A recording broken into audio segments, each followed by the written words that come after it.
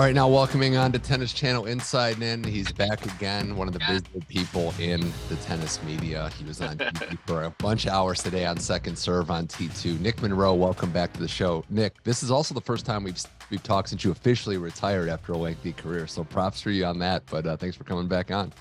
No, I know. Thanks. Thanks for having me. No, I had a fun 18-year career, retired at the U.S. Open last year, and definitely have no regrets, and just pumped to be doing, more Tennis Channel and obviously here with you.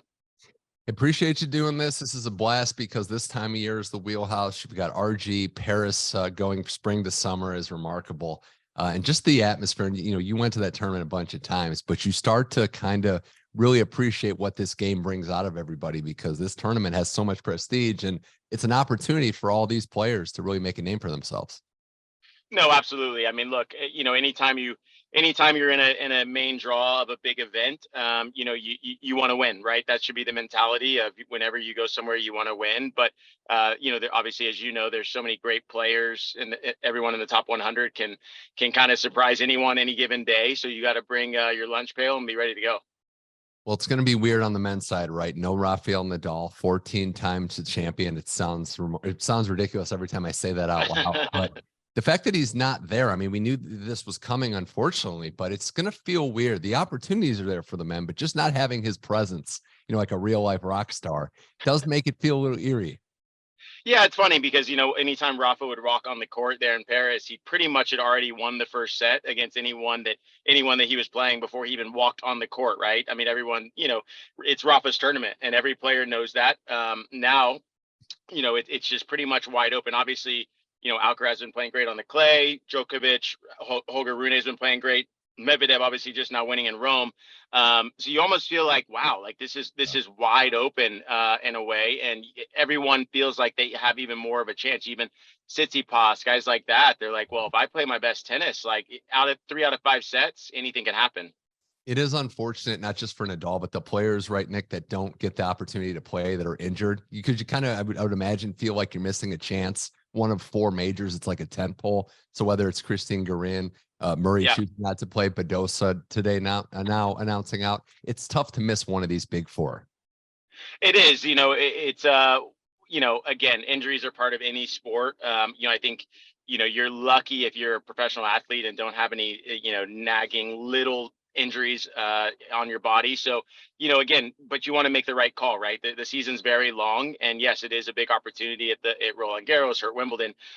Any event is an opportunity, but you have to look at the grand scheme of things and how long the year is. I mean, the year goes until November, so you don't want to potentially go out at Roland Garros, hurt yourself more, and then all of a sudden you're out 4 or 5, more months, whatever it might be, depending on the injury. So, look, it's about staying healthy. Yeah, and Wimbledon right around the corner too. So this is the really jam tight time for majors. Well, you mentioned it too. I mean, the men's draw is what we're going to start with, and stuff has changed within the last week. Medvedev wins Rome, 20 titles now in 20 tournaments, which is maybe the most absurd stat in tennis, is 20 different titles. But he won his first clay court title, beat a lot of great players to do it, including Tsitsipas, including Holger Rune. But that win bumped him up to the number 2 seed and basically put Djokovic and Alcaraz onto one half of the draw. So a remarkable turn of events that shows you why even the non-majors make a huge difference. Well, I mean, if you were a betting man, I think you could have bet $1 million that Medvedev was not winning Rome, mainly because of his mindset that he's had going into clay in any tournament. He did say that he went to Rome a couple of days earlier than his coach, and when his coach showed up, he said, "Wow, like I'm feeling pretty good on this stuff." And his coach was like, "What? What do you mean?" So he was very candid about that in an interview, and obviously you saw it, right? Like as we already know, his movement side to side is one thing that is impeccable. But what we did see him change in his game was he was using a few more drop shots. He was actually using some serve and volley plays just to change it up, right? I mean, we know he can defend. We know he can make a lot of balls. I've always been interested to see, like, God, when guys come in, how does he pass everyone? But he's able to find those open spaces and put just enough pace on the ball to get it past his opponent. But again, the variety with the drop shot and the serve and volley has helped his clay court game. I mean, I can't believe I'm going to ask this, but it's like, what's the ceiling? Can this guy win this thing? I mean, he's on the other side of Djokovic and Alcaraz, and we know the clay court, play Medvedev is a little extreme, but he's match tough.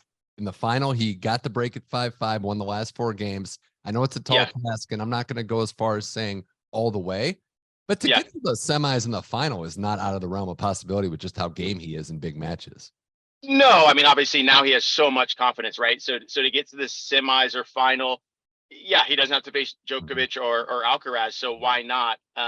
He was speaking in an interview at the end of Rome, and they were like, "Well, do you love clay now?" He said, "Well, I don't really love it. We have a friendship." So they have more of a friendship than absolute love for each other. So again, the clay courts at Roland Garros, they play a little bit faster. It's kind of like a hard court with just dust on it, in a way. And so if it is a little bit faster conditions, again, he does put enough pace on his serve. He moves well. So look, you never know. Yeah, you don't. And best of 5, he's done well. And we'll get to the draw right now. It's just fascinating because I don't want to fall into the trap that a lot of people set where we're looking ahead to matches and they don't happen because it's so crazy and unpredictable. It's good to kind of look at where the top seeds are and what that path might look like. Alcaraz is the #1 player in the world. And the path, it seems, again, preface with that, it's got some roadblocks in there. Shapovalov, Nakashima, round 3 could be interesting. It would be Nori or Musetti before he gets to that quarterfinal round, which would be the Tsitsipas quarter. But Alcaraz is, there's so many superlatives for how good he is, and he deserves all of them, Nick. But this is a new role for him, the #1 player in a Grand Slam tournament. So I think it's more about how he handles that I'm looking for. Yeah, you know what? Like, I think he's going to handle it amazingly well. You know why? Again, he's talked about it in some interviews how he wants to become the best player ever. So in his mind, he already is like, well, this is what I want to achieve. It's not like, if I want to achieve this, can I? I'm not sure. It's like, no, this is what I want to do. So he already has that vision of being the best player ever. And so, when you have a vision like that, and then so basically he lives day by day, everything that he does in the gym, fitness, tennis, is to be the best player ever. So I don't think he's going to feel extra pressure. I've been on the tour with this guy for a very long time. Well, I say a very long time. He's so young, but for the last few years since he's been out there. And, what I've noticed is, Juan Carlos Ferrero is literally with him at breakfast, lunch, dinner, on the practice court, doesn't let him leave his side. And, look, that's a huge thing because Juan Carlos obviously was former #1 in the world. He knows what it takes to be there, get there. And you know what? I don't think he's going to feel a lot of pressure. And also, I don't think he or Djokovic is already looking towards, we could play each other in the semi, because guess what? As I said before, every player is a tough out. And again, it's going to be tough to beat an Alcaraz or Djokovic in 5 sets. You have to play some incredible tennis, but every player believes, and they're all working to try to win the tournament. Alcaraz is 24-7 in 5-set matches, which is a pretty good clip for someone just in the format. In a weird way, Nick, I think last year's, setback is going to help him because he kind of had a little bit of this last year, had a great clay court season, won Madrid, and then, stumbled, survived Ramos Finolis, loses to Zverev. I think that will actually help him going into this year. Yeah, I mean, look, the guy's only 20 years old. It's a learning curve. It's almost like we're expecting him to win everything, which obviously he's showing that he has the game and everything to do it. So, we have to kind of remember that he is human, and he's going to take some bumps in the road. He's going to have some injuries. I think that's the main thing for me that I've been more interested in are the injuries. I was commentating him when he was in Rio de Janeiro. He was playing Nicholas Jarry, had a little bit of a hamstring, got through that semifinal match, then played Cameron Norrie in the final. Then all of a sudden the left hamstring went on him, the opposite hamstring from the day before. And so, to have these injuries at such a young age, kind of worries me in a way. Obviously, he plays very physical. He's such a dynamic, athletic player. Obviously, he's taking care of his body. He's got a full team, but that's kind of, it interests me a little bit with the injuries at this young age. So to get through these 3 out of 5 matches, 3 out of 5 sets, 7 matches, it's a tall order, but obviously he can do it. And I think those bumps in the road, as you said, from last year, losing his Zverev, can only help him. Yeah. I mean, with what the pressure's on him, I think if there's anyone that can handle it, it's this kid. He's shown maturity beyond his years. Novak Djokovic on that same side, and that's an entirely different question because not a lot of people discussing how if he wins this major, he gets the all-time record by himself for the first time in his career there. So a lot to play for. We'll see about the health, right, Nick? Because you can look at the matchup and say maybe Fokina or Arthur Fils would be fun if he made it to the 3rd round. Hubie, then Rublev are catching off in the quarters. But I think with Djokovic, given, the miles and the fact that he's been wearing that elbow sleeve and we're not really sure, I think form early, not so much, how quickly these matches go, but does he look all right will be the test. Yeah, and I think, look, I think he'll be, I'm not going to say 100%, but he's probably at that 80, 85%. And we all know that he likes to kind of be an underdog or a little bit of the villain, and he kind of takes that to himself of like, okay, watch me do what I'm going to do, and he's very good about staying in the moment. And look, as you said, the form is going to be important, but yes, I would like to see him get through those first few rounds in 3 sets so that he's not having to push that elbow, right? I think if he gets through his first 2 or 3 rounds in 3 sets, that'll obviously help him later on and not have to push that elbow. We've seen him look rusty in the past early, whether it's injury or not. So that's something that has happened with him. But one thing we know, I mean, he's a clear-cut number 2 by the odds makers, but he thrives. He thrives under pressure when he's not the betting favorite, which isn't much, and best of 5, he is money when it gets to the late stages. So if you're going to trust anybody to overcome any obstacle, it's probably going to be this guy. No, that's for sure. And as you said, he can be a little rusty early on in tournaments. I've commentated a lot of his matches, and what I've realized is, especially in the first set, he kind of starts out a bit defensive. It doesn't really go for his forehand, doesn't really try to penetrate the court. He kind of, in a way, like kind of sits back, waits, see what's going to happen. And then that's when he tends to make a few errors early on in first sets and maybe gets down a break. And then all of a sudden he gets back on the gas, right? So I think, with this elbow, I think if he can play more aggressive tennis early on, win some of these first sets quick and then feel some extra confidence. I mean, this guy's the limit for this guy because he's trying to look to become the best or have the most Grand Slams. Mm-hmm. More with Nick Monroe here on Tennis Channel Inside In before we get to the other side of what's lurking. Other players that I mentioned, Tsitsipas on this side, Rublev, Khachanov. So there's some other names that could, throw a wrench into that Djokovic, Alcaraz, assumed semifinal. Tsitsipas was one I just wanted to get your thoughts on because he's made the final here. He's had ups and downs. He parted ways with Mark Philippoussis this week. Yeah, been a good influence on him. We know it's uneven at times, but when it's on, he is a top 3 player in the world. So that's, I think, what the question is are the margins, is everything going to be fine tuned heading into Roland Garros? You know what? It is interesting move to part ways with Mark Philippoussis just, a week and a half or so before, his first round. Look, I've also played a lot with him, practiced with him, and it's amazing to me. I've seen him work with his dad a lot. He can literally put the ball on a dime. Like his dad will feed a ball and say, put the forehand short angle here. Boom, it's on a dime. Put the backhand down the line. It's on a dime. It's amazing how great of a ball striker he is. So again, it's going to be about the form and it's going to be about his mentality. Obviously now it'll just be his dad in the coaching box and not Mark Philippoussis as well. Look, he's got to feel like, again, this draw is open since, Rafa is not there. So it's got to be all positives. And I think if his dad is saying anything, it's like, look, you're playing great. You're doing all the right things. Let's just go out there and go for it. He seems like someone that could raise his level too. Like it's almost plays better players. That's when the game gets there. So you wonder, hey, can he just keep it up early when he's not at that heightened level of competition?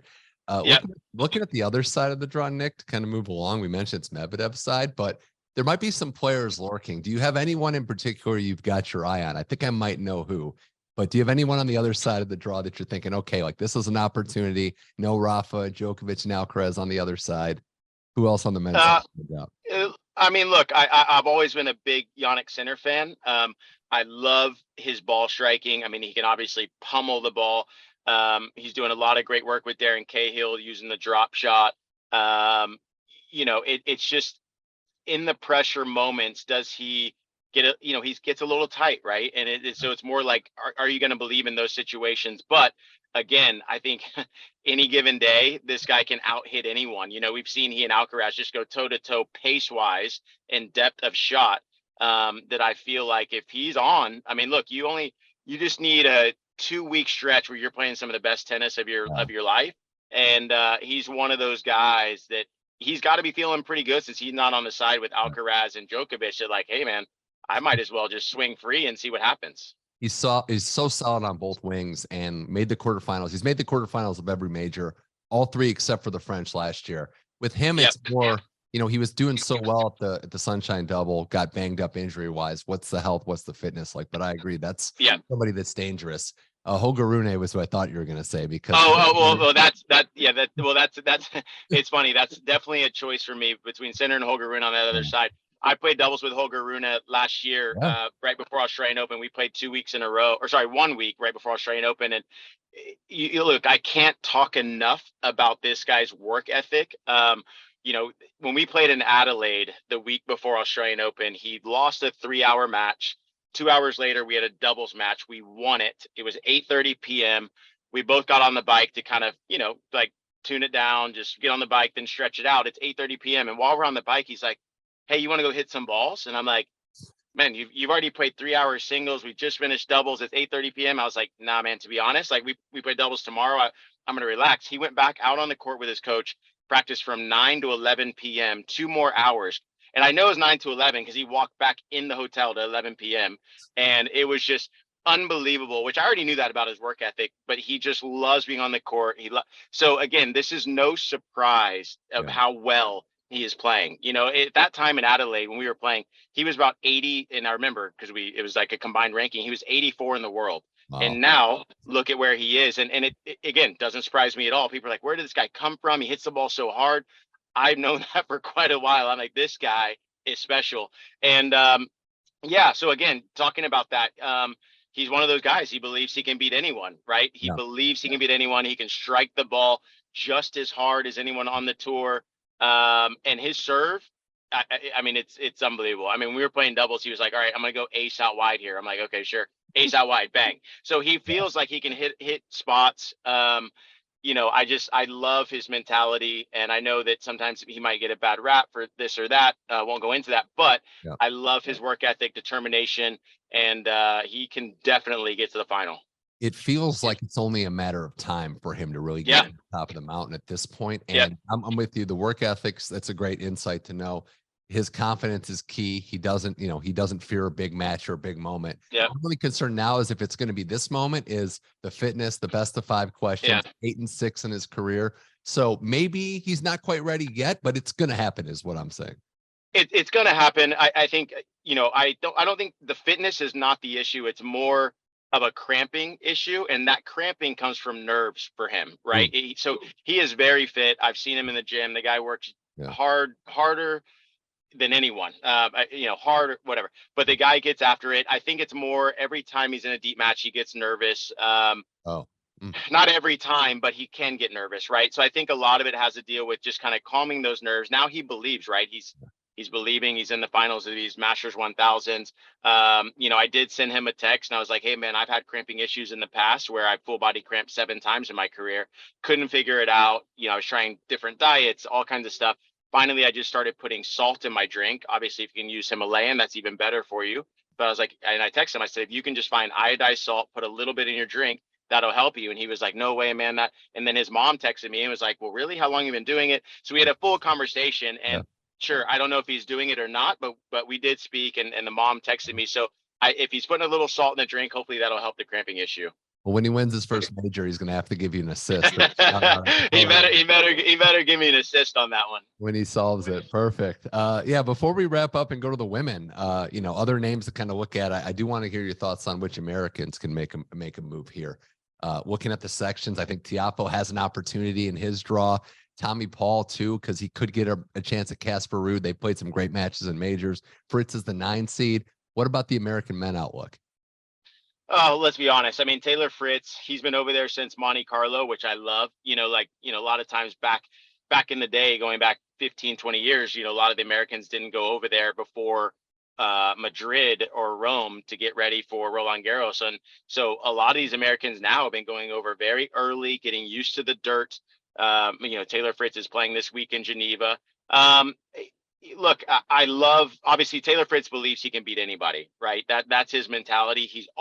No matter who he's playing, he feels like he is the better player. You need to have that, on any surface. But so again, he can make a deep run because he's going to believe it. Tommy Paul has been struggling as of late, right? He came in to Leon 0-3, did get his first round win against Barrera yesterday, then lost today to Nakashima. So he's 1-4 on the dirt. And Tommy Paul did win Roland Garros juniors. So he can play on the clay. It's just it's like, man, this is it's almost like a matter of time. So it's like, is Roland Garros the spot where he's going to shine? I mean, I never put it past Tommy Paul. We played French Open quarterfinals doubles just a couple of years ago. You know, he does love the movement. He slides into shots really well. He's got an unbelievable kick serve to be able to use his forehand. So all that being said, yeah, this could be the time, you know, where all of a sudden, look, after a tournament, you really have to take the positives, you know, like there's positives from him beating Barrere, lost in 3 to Nakashima. You have to trust the work that you put in. And I know Tommy Paul has put in a lot of great fitness, and he's on the court day in and day out with Brad Stein. So a great coach. So you have to keep believing, even if he's 1-4 on the dirt, that's right around the corner, a big result, right? So you have to keep thinking that big result is right around the corner. So yeah, I wouldn't put it past him to have a big run. And obviously, as we know with Francis Tiafoe, man, with his big forehand and his athleticism, I do like his side of the draw. You know, and so, you know, then obviously, as we see now, Nakashima beat Tommy Paul. He plays Shapovalov first round. Good. I'm taking Nakashima there, right? You know, Nakashima is 1-0 against Shapo. Shapo hasn't been playing incredibly well as of late. He was working with his coach, Peter Polansky. Now, he did fire Peter and is now working with a different coach. So, you know, it kind of Shapo's in a different kind of mindset of where he is with his tennis. So, you know, I like Nakashima in that one. Other Americans, yeah, we have so many in the draw. Korda Mackie, you know, Mackie's kind of been so Mackie's been struggling, you know, on the dirt. He's had, you know, some 3-set losses. But that's another guy that needs to keep just believing that the wins are right around the corner. If you're losing in 3, you're obviously playing great tennis. Don't think that, hey, God, I'm not playing well, I'm not doing this, I'm not doing that, because it's 1 or 2 points that change a match. Korda is the guy who we haven't seen a lot of tennis from lately. So yeah, I mean, look, we have so many great Americans out there. Big runs are right around the corner. A guy like Ben Shelton, you know, he's been over there since even the week before. He went to Estoril before Monte Carlo, so he's been over there since the middle of April. So that's a long that's a long time. You know, I say that's a long time. It's about a month and a couple of weeks. I mean, that's quite a while for an American, but he also has a big game. So all of these guys have big games. They have athleticism. They have the variety in their game to disrupt somebody, right? So, you know, if one guy's doing well over there, the other guy's going to feel like he can also do well, which is great. Yeah.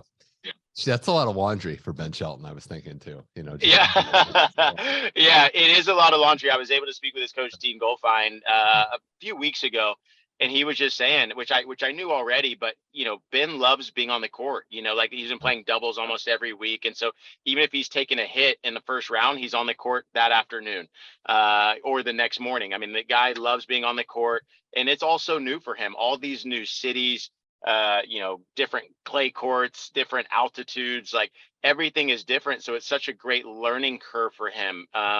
You know, I was speaking with Martin Blackman early on today in the Second Serve show, and you know, he was also speaking to Ben's dad, Brian Shelton, yesterday. And Brian is very process oriented and saying how great it is for Ben to be over there this long and just kind of stick with the process of it. So again, all the Americans are doing the right thing by staying over there long, getting used to the dirt.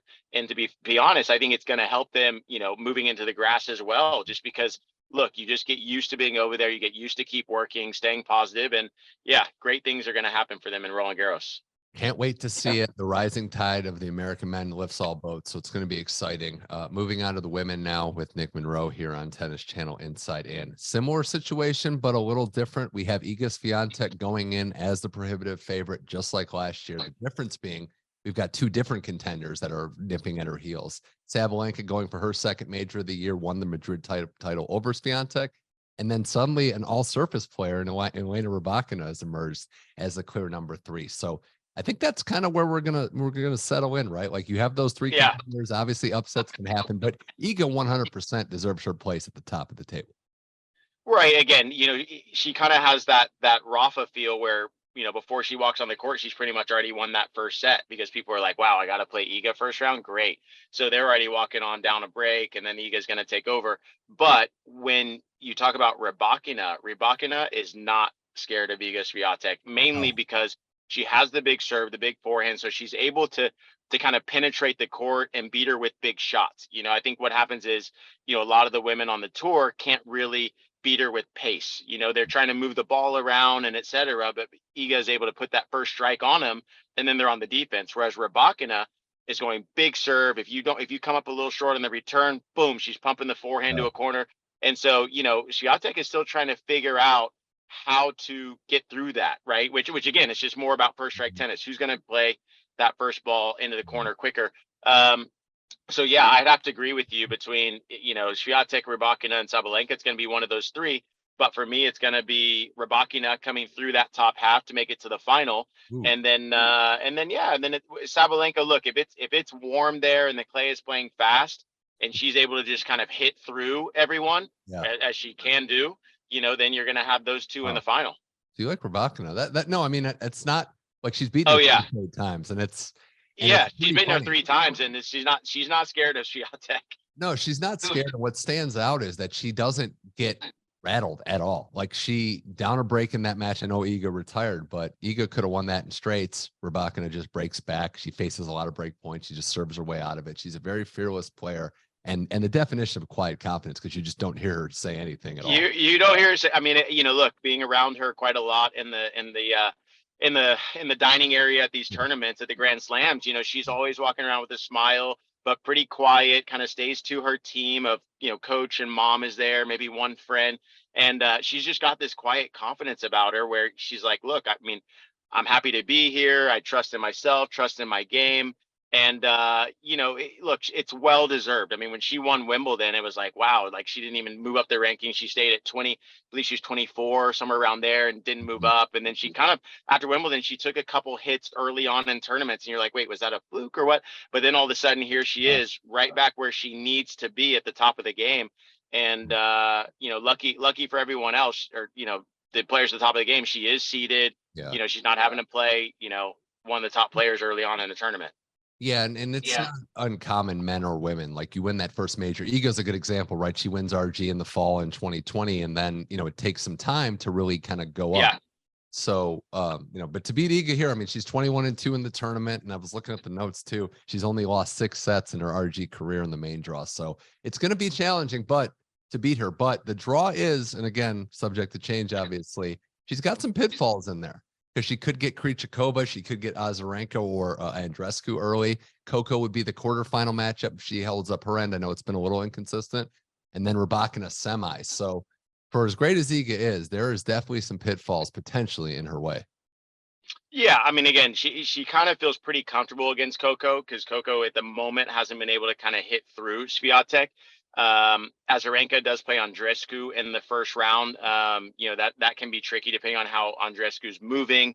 You know, her movement is everything for her. So yeah, but and like you said, Krejcikova, obviously former champion. So, you know, there's players that have been there and done it before that could maybe upset Swiatek, but I feel like she feels like she's the better player between all of them. Where she might, you know, get a little tight is having to play Rybakina.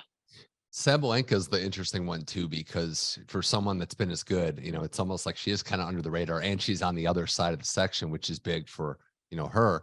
It's almost like, Nick, in a weird way, that the pressure kind of got alleviated. Like, you win that first one, everyone said, oh, you're not a Grand Slam champion, you hadn't done this before. Now she's done it, and she's a player with all those same weapons. It's not feeling that same amount of pressure. It's wild when you think about it. Yeah, she's not feeling that pressure from people saying, "Oh, you hit the ball big, but what's happening? You're not winning anything." You know, also her second serve is shored up a little bit. She's going for bigger targets on second serve, still keeping the pace up, but going for bigger targets. And so when your serve is feeling great, the rest of your game feels great, right? And we already know how great of a ball striker she is. She hits the ball so hard. But, you know, there were times where her second serve would go on her, and then all of a sudden you start to second guess your game. You're like, wait, even if everything else was feeling great, you hit a couple seconds.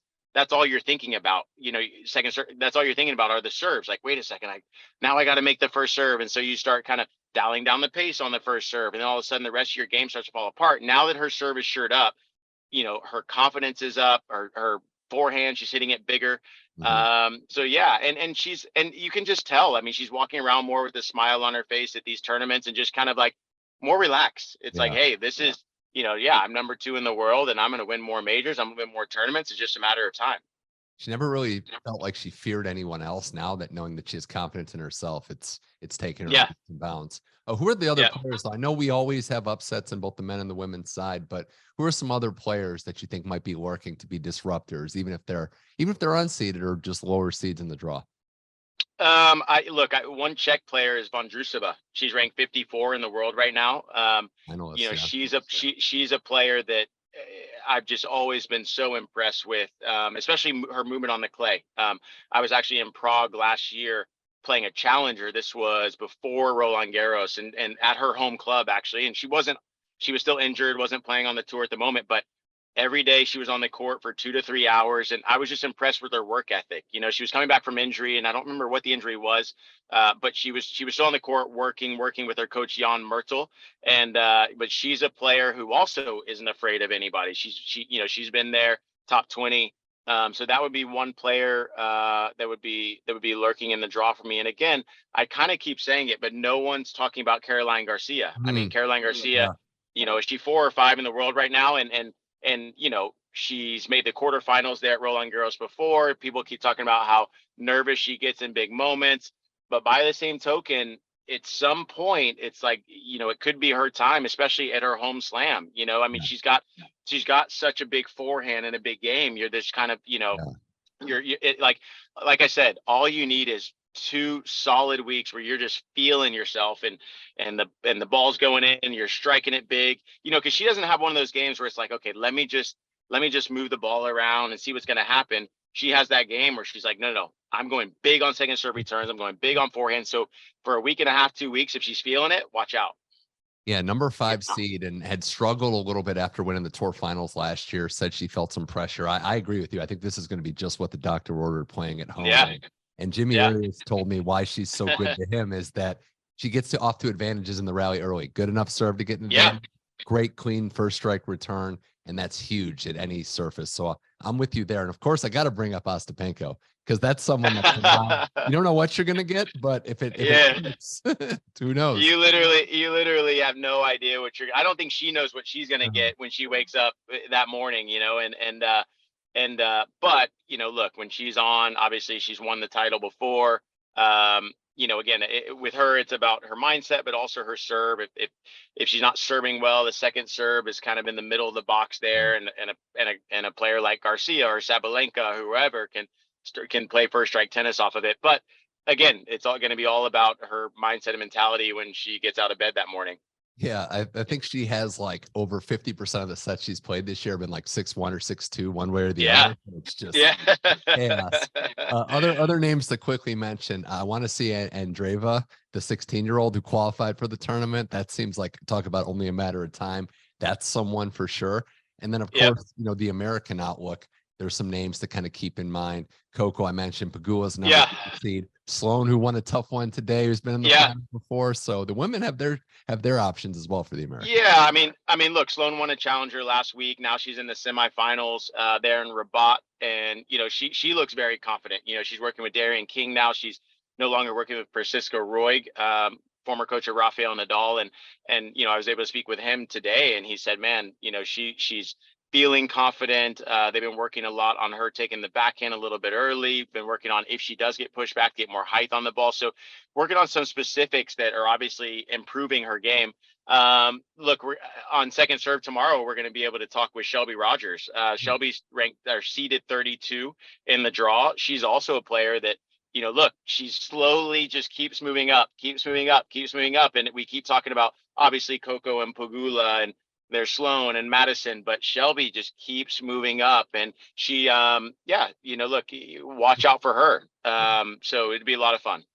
Well, the first round has, for the women, I think arguably stronger matchups than what the men have to offer. Sloane versus Pliskova, Saka Bukova, Azarenka Andreescu, which we mentioned, Collins and Pegula, and then of course I got to throw in Cornet and Georgie. Who knows what to expect in that one, other than drama.